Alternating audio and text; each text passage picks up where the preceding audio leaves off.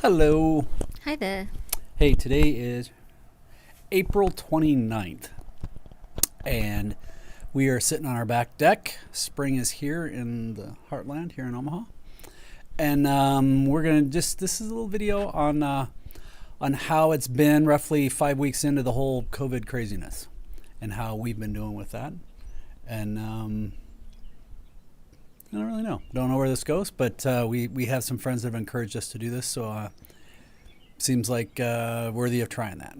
Sound like a plan? Mm-hmm. Yes. So we were in the Amazon and the Galapagos when all this started, and on our way back, literally, one of our friends we were traveling with, they had to deal with some of the first possibilities of it here in Omaha, and it could have really impacted their business. And things went from hypothetical to real very, very fast. They were able to, they didn't get impacted that bad by it, but it was pretty scary because it could have been an extinction event for that. So since that time, everything has had to change. So we've transitioned to where Rika's primarily working from home. Mm-hmm. I work from home a fair bit, but my office I work solo, so I'm safe there. But almost all my clients I've transitioned to virtual work, and kept virtually all my clients. I've got a couple groups that are they're nervous and they're doing some different positioning, but I support them and help in any way that I can with that. For me, I've tried to give away as much as I possibly can session-wise.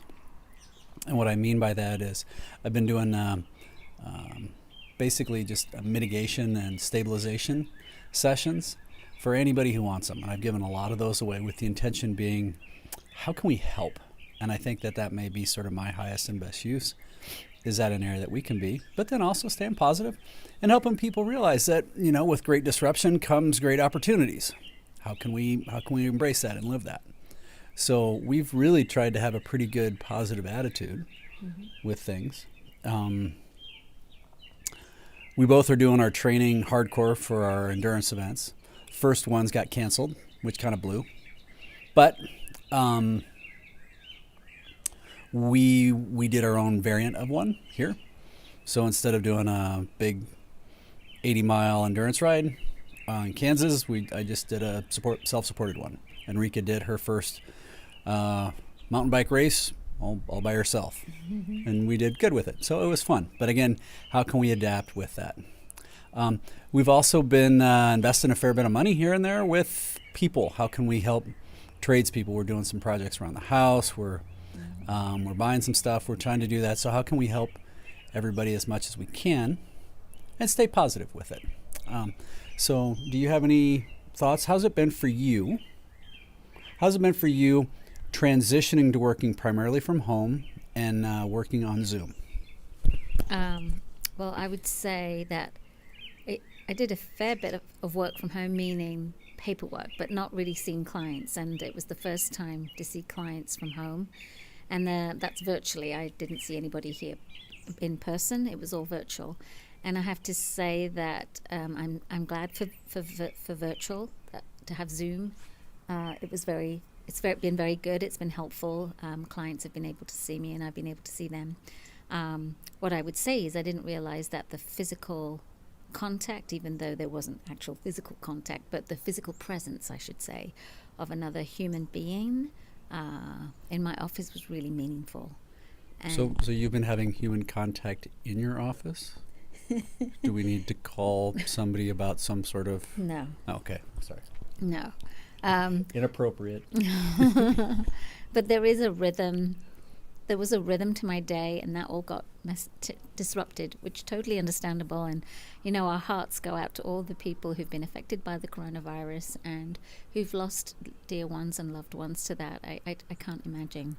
So we've all been impacted, by this in different ways. And for me, I would say that I knew human contact was precious, and it was essential and is essential for us human beings because we are social creatures, we're social beings.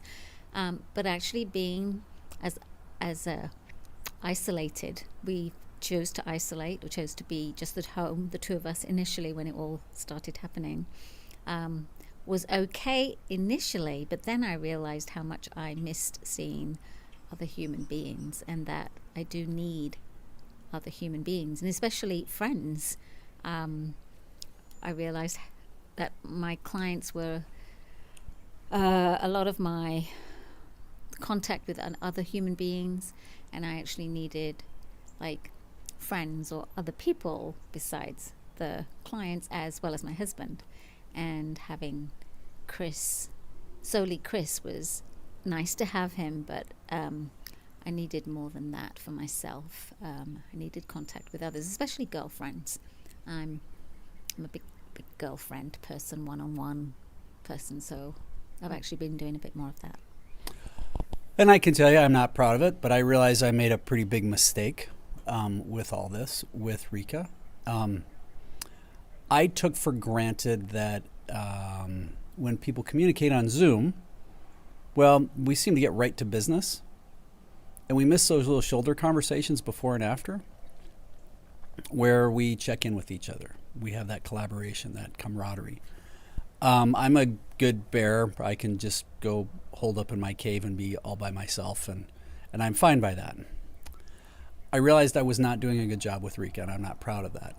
And we had a little tense, but it worked out well that we got through that to help understand that I need to make my best pitch of the day when I get home, when I walk through the door, or at the end of the day, to really spend that quality time, because taking that for granted doesn't work.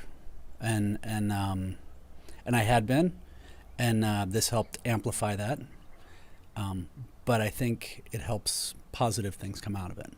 So when I say amplify it, I think that this whole experience is amplifying all sorts of things, good and bad, for people. I think the best is coming out of people. I see it over and over with my teams as well, though, that people who are afraid of the people who are the right core value fits, man, they just rise to the top. And the people who don't, they show up really fast. And the people who aren't the right fit, oh, it's amazing. But helping my team's transition from a reactive to proactive state has been really, really rewarding for me. It fills a hole, which I didn't realize how much energy I get from that. Just as Rika's found out how much she gets energy by just the interaction and being able to help people one-on-one. My teams were a little more used to, some of my teams were used to the video variants, but I think that's been different for Rika.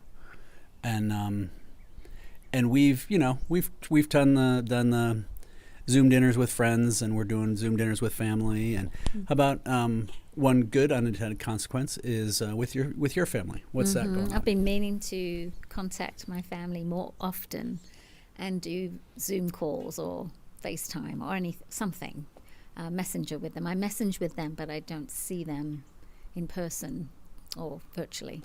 And so because of the coronavirus, I actually decided I need to reach out more and actually set up Zoom time, and we've been doing that on a weekly basis. And I think that's something that will stay around. It may not be every week, but it may be once a month at least we check in, or once every other week. Every other week we check in to say hello and see how everyone's doing. So that's been a really nice thing that's come out of everything that's been happening. Yeah, and I think that there's the opportunity. I was talking with a group today, and to me it really comes down to how can we help each other. I honestly think it's the best business you can do is help people. Just help. Don't look for anything in return. How can we help each other? And I'm seeing the value in that over and over and over. And I think, to steal from Winston Churchill, this could be our greatest hour. I'm a little nervous that people are going to start getting cabin fever. There's going to be this whole quarantine fatigue that gets really tiring fast. And I think studying the Spanish flu, which oddly I think came out of Kansas in 1917, was around for almost 3 years. So there's a potential that this could be a little bit of a slog. And how do we stay positive and stay up and make sure we keep an eye out and help each other where we can? So, anything else? No, I think that covers everything. I hope you all stay safe and stay well and healthy. Yeah, and find some time. What else can you do with this? I'm using it to write, helping people, reconnecting with family, spending time. What are those positive unintended consequences? Look out for each other, particularly if you know business owners or people who are really financially struggling. I think there could be some real challenges there, and there could be some mental illness that people aren't aware of. So look out for each other, check in with each other. It's one of those times where when in doubt, do the right thing. You'll never go wrong. So we'll check back in with this. Hopefully there's a little bit of value, but keep smiling. Thanks, everybody.